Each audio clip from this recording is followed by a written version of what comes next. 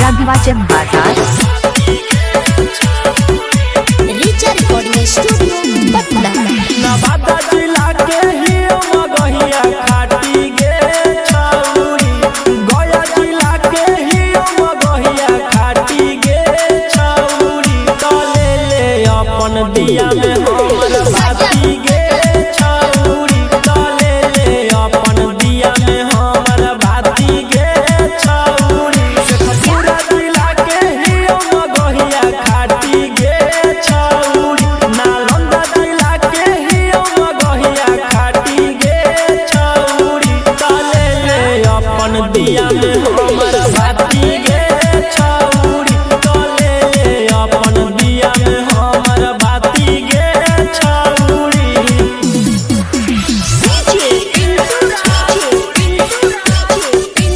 राघवाचक बाजार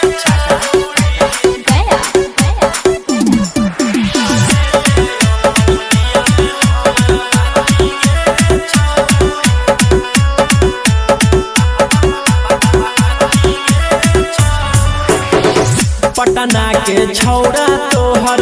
लुटतौ खजाना मागे, जमुईरा जौले वाला बनतौ सजाना मागे, पटना के छौड़ा तोहर लुटतौ खजाना मागे, जिला जहानाबाद के बनतौ सजाना मागे, बोलै नहीं हमसे ऐठा के छाती गे छौरी, बोलै नहीं जादे ऐठा के छाती गे छौरी, तले ले अपन दिया में हमर बाती गे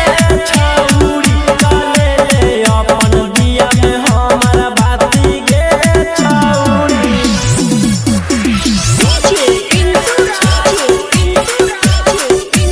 राघवाचक बाजार